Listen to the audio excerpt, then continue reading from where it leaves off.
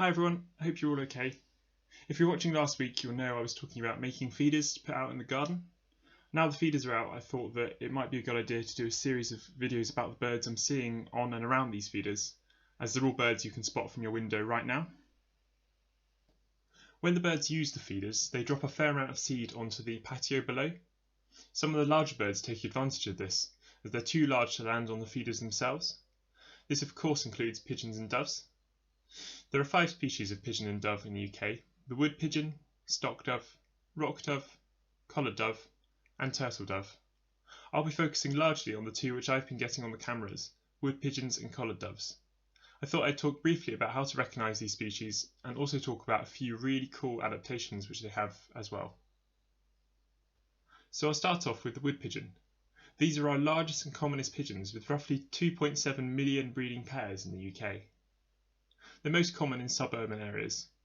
You can see they're quite happy feeding on seed on the ground, but they also take leaves and shoots as well. They breed all year round, though you're most likely to see them between April and October. If we take a closer look at the wood pigeon, you can see they're really heavy birds, and they weigh in about 450 grams. This is actually about the weight of 40 blue tits. They've got these characteristic white net marks as well, which only form after 6 to 8 months. And they've also got white on the wing bars as well.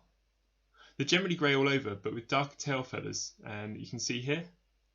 It's very common to find feathers like this one, because the feathers themselves are very loose and fall out easily.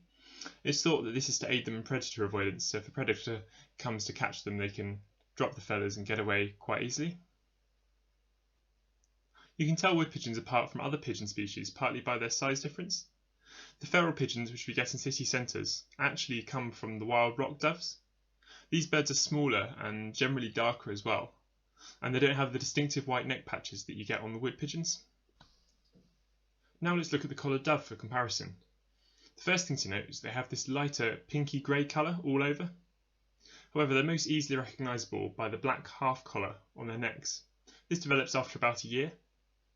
At around 32 centimetres in length, they're also quite a bit smaller than wood pigeons, and you can see that here when you put one next to the other. Collared doves spread originally from Asia, and they first bred in the UK in Norfolk in 1955. Since then, the population has grown very rapidly. The reason for their success is thought to be due to their amazing breeding strategy. They can actually breed at all times of year and produce 3 to 4 broods each year as well. There are even records of collared doves taking a break from incubating one nest to go and feed the previous nest's fledglings. This relentless breeding strategy is largely responsible for how quickly they've become such a common bird in our gardens. If you can't see these birds, you still might be able to hear them. Feral pigeons only make a slow, quiet cooing noise, like this.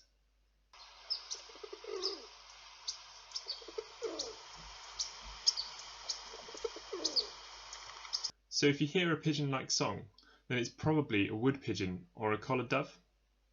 So here's the song of a wood pigeon for you.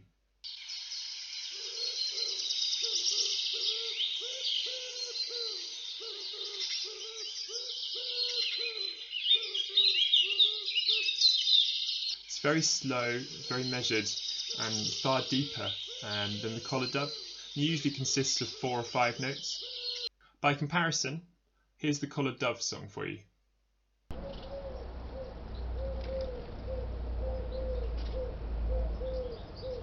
You might be able to tell it's at a higher pitch. It's also usually much louder and just sort of kind of a brisker song than the wood pigeon as well, and usually just consists of 3 notes. I just thought I'd end by talking about a couple of cool adaptations which I think make pigeons and doves really interesting. So for one, these birds have the ability to suck water straight down their throats. So most birds tip their beaks back to allow gravity to pull the water down their throats, but pigeons and doves don't have to rely on this because of a series of valves and sucking actions in their throat. Another interesting thing about pigeons is that these birds feed their chicks on milk. They have special cells in their throats filled with fat which leak this curd-like substance, which they can then regurgitate for their chicks. This curd contains a lot of important things which helps build up their immunity. It's a really cool adaptation, and it's only shared with penguins and flamingos. So there's a really quick look at the pigeons and doves I'm seeing in the garden, and how to recognise them both visually and from their calls as well. I hope you can see they're really awesome birds, both in terms of the adaptations they've got and their life history as well. It makes them really successful birds that we all see in our gardens every day. As usual, if you like what you see in here, please like and share the video and follow the pages with #socialdistancingzoologist. I'll see you next time.